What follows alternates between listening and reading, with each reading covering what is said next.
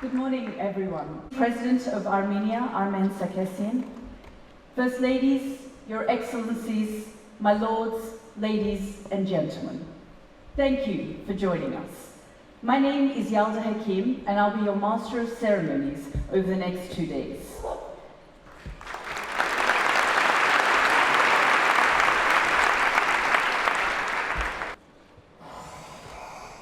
It's time to turn the page. Our ability to learn is limited. It is naive to think that through creativity and collaboration, we can expand our minds. Because we are uniquely human, it's time to turn the page. Unlearn, relearn. This year, we've made an effort to make the summit experience as inclusive as possible. Congratulations, Larry. Can I now call you on stage to receive your award? So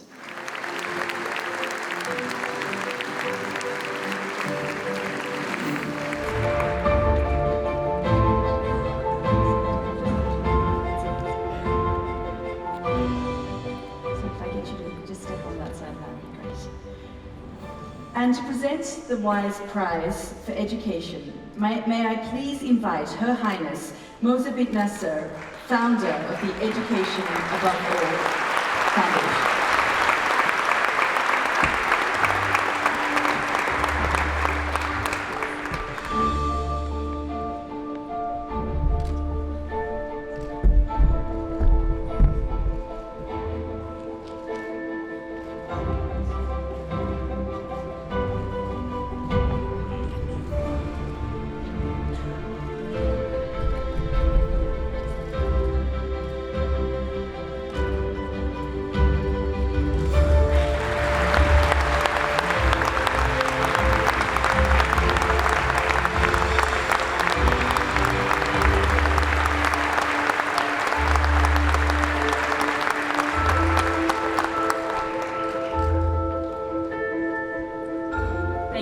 Thank you so much, Your Highness.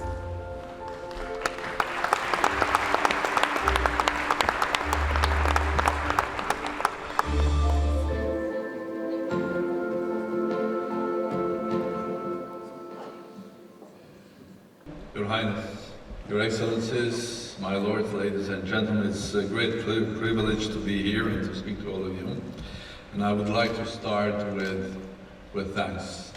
With thanks to Your Highness for inviting me to be one of the 3,000 today. And to come here, not only to talk, but first of all to listen and to learn. Because education is forever and for everybody. And I'm looking forward to learning and coming out today from this door a bit wiser man. Thank you very much, Your Highness. I would like, especially with a warm heart, to thank Your Highness for global visionary leadership. And these 3 words mean a lot, because education is the most important part of our life, our activity, our humanity. So thank you again. And I would like to also thank Your Highness for the possibility to visit the Qatar Foundation 2 days ago. I really thoroughly enjoyed it, and it was just the proof of the global visionary leadership and a truly international, wonderful, future-looking place. But the most important, I thank you for offering me to visit the library. I really enjoyed the library. And I went there and I found myself in an absolutely visionary new building that has a meaning. Because a part of that building, whoever from these 3,000 wise ladies and gentlemen have not visited the library, I suggest them to go. Because the part of that which looks like archaeological sort of underground contains 65,000 manuscripts that are telling the story, the culture of thousands of years, not only of Qatar, but the whole area and humanity. And the ground floor is millions of books telling the story of humanity today and the whole richness of what we have, science and technology and culture. But also it has the aspects of tomorrow. It's not only the digitized books that you can have access, it's not only the whole environment that you can enjoy living there, not just coming, borrowing or reading, but just living there. And with my wife, we thought, I think we have to come back and just spend hours living there in that. But the one thought that came to me while I was there, that I thought that this place, I will describe it as a time gate. You know, we're used to these nice stories, science fiction about stargates, traveling the universe through the gates. But the library is a time gate that connects us with our past at the time, so you can travel into the past of hundreds and thousands of years. And through the same library, you can look at the future and embrace it and think about the future, where to go. So, Your Highness, your library is a time gate.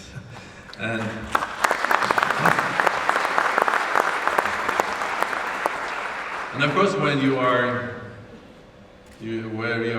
confronting the time gate, you start thinking about the time and what we are doing and where we are now. I think the time gate is fascinating because you stand on your own time today. You can look to the past, you can look to the future, but you are here. And this wonderful piece of video that was presented here was exactly showing where we are today. We're worldwide a little bit confused. We don't know where to go. There are so many questions, there are so little answers to what is happening in this world. It looks unpredictable, it looks uncontrollable. So what do we do next? The answer was there already.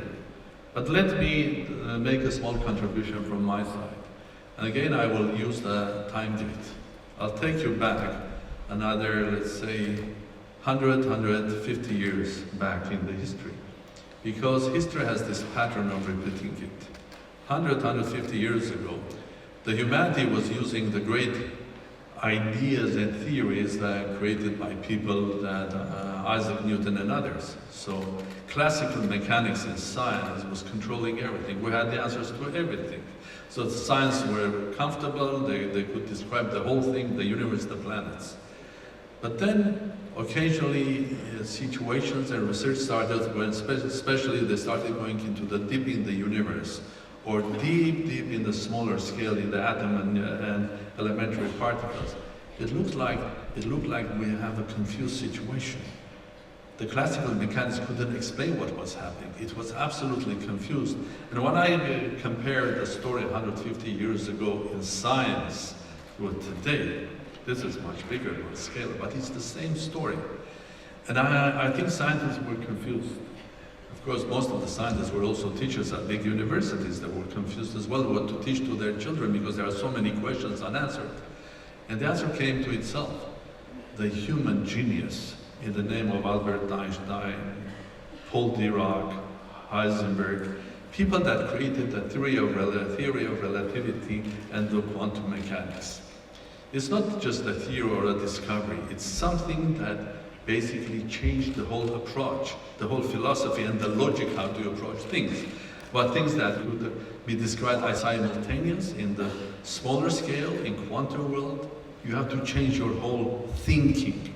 But the moment you change your thinking, you embrace the quantum world, then everything becomes harmonious. You can explain things. Not only explain things, you can harvest on this new knowledge.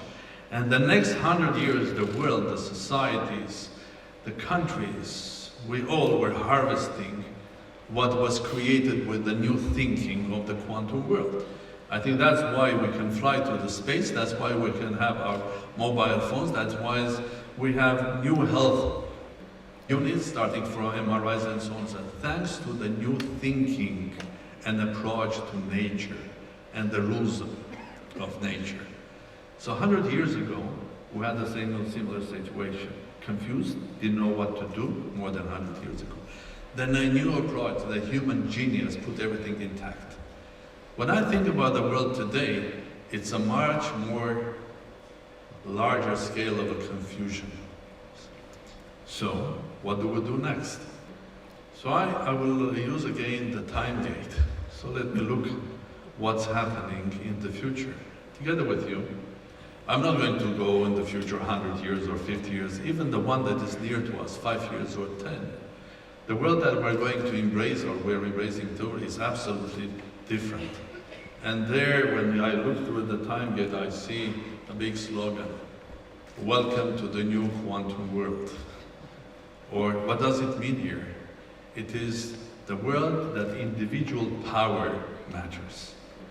Let's look at our children today and tomorrow. They are born and they are using the first way they interact with nature, where the world is not only mechanical or material, it's also virtual. They start living two lives. One the material one, and the other one is the virtual life. That small unit, which is the smartphone, is a part of their life. The first way of communication is not the letters, it's an icon. We go back 2,000 years to the Egyptian icons, hieroglyphs, because they find their way just pushing it in, and they find out that the book, the first book really is the iPad, and that normal book for them is a sort of broken iPad. It doesn't work. You try to push things and to get what you want, it doesn't work. The healthcare will change.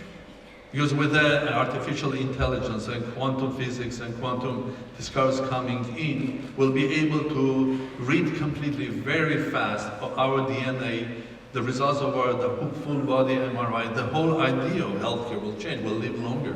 We'll fight our diseases. The way we run our industries will be different.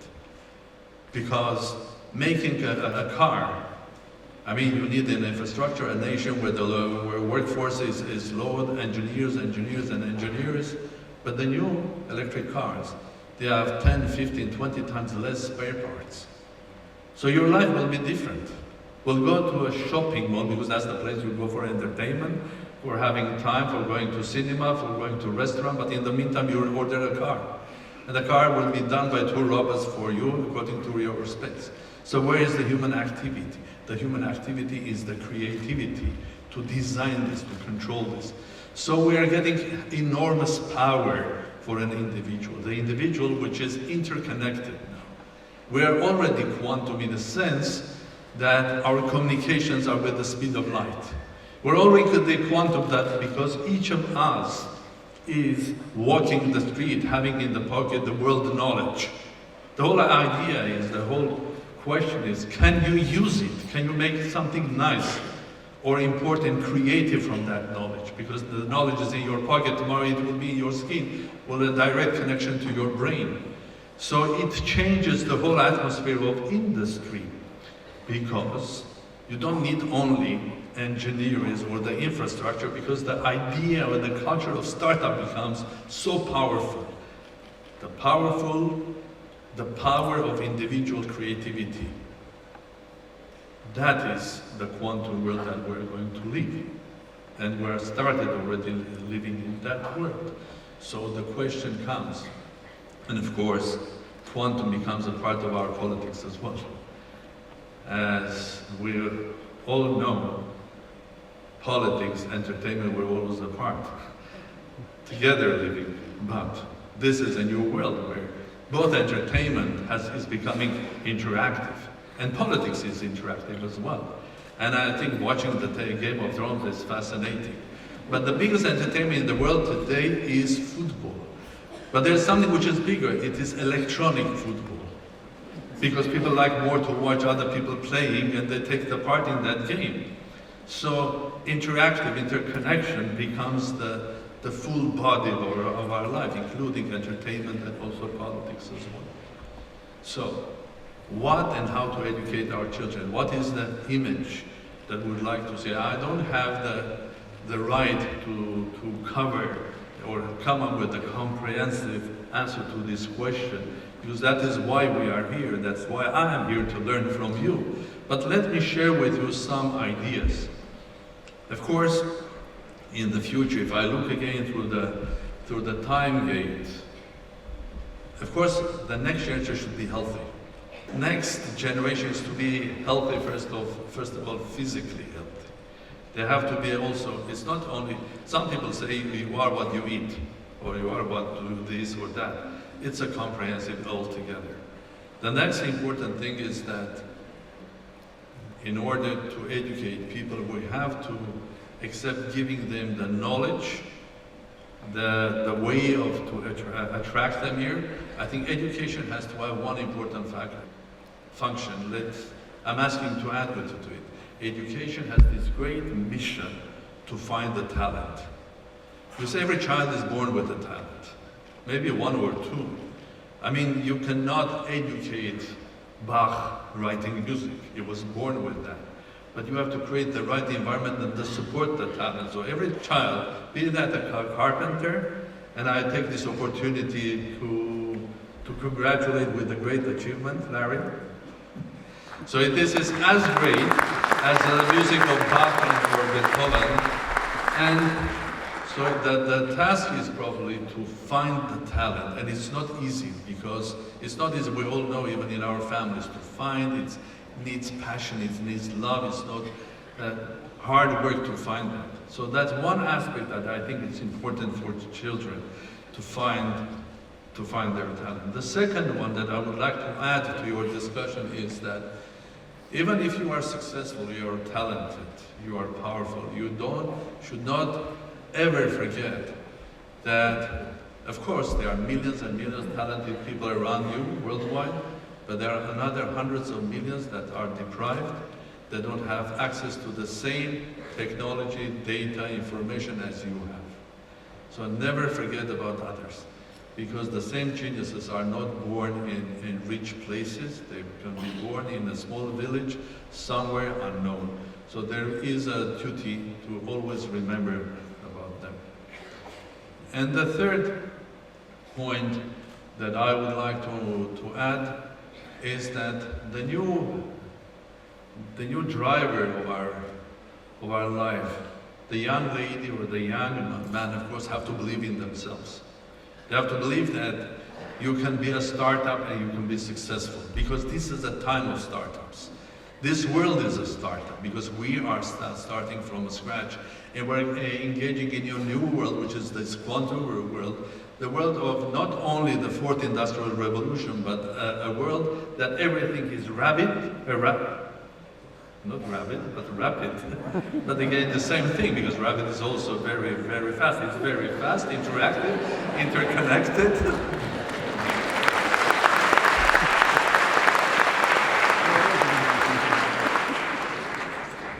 And you have to live with this strength of your soul that you can do it.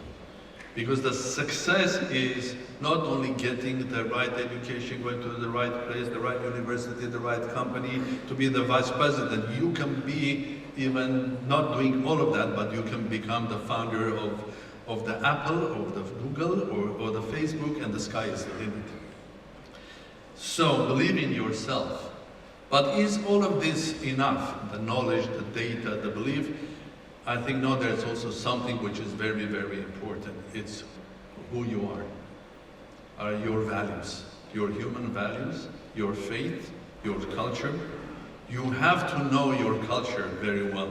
And we have to spend a lot of time by finding the talent and supporting the talent, but also making sure that this talent is becoming richer with the culture that you keep, that comes from your nation, from your family. Absolutely important. And values are important, because in the quantum world, like in quantum physics, you can have highly motivated particle, a man, a woman, or a positron, that is going forward with a high speed and hitting, let's say, nuclear material. So what can you get there? If the circumstances are right, you can get a nuclear reaction, which is controlled, and you get energy, which is probably... But if something is wrong with that in the nuclear reactor, you can get a disaster. But if from the day one it is designed as a bomb, then God help us. So that human energy, talent, genius can be both productive and counterproductive. And what protects us there is the values. The human values, the moral values, the values of knowledge of your history, of your culture, of your religion. Very, very important. Because I do believe that you can live in desert. You can create success, life in the desert. You can create knowledge and culture in the desert.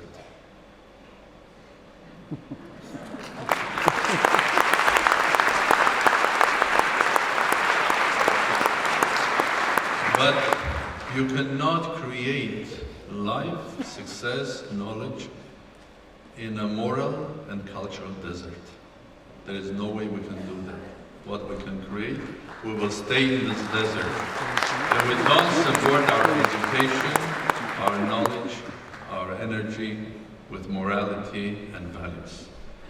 And with this, I would like to wish all of you success, and again thank Your Highness for your visionary global leadership. And I'm here to learn, because we are a young world, and the definition of being young in my system is not how old you are or how many years you have lived. You can live 20 years and you can be very, very old. But you can live 80 years, 90 years, 100 years, still young. And in my system, the definition of being young, if you live every day by learning something, if you live every day by teaching something or creating something, the moment you stop learning and innovating and creating, then you die. Maybe you will continue living physically, but you will die as a human being. So I see here in Qatar a young nation, and I see an audience who is young. So I wish everybody many, many years of young, nice, healthy life. Thank you very much.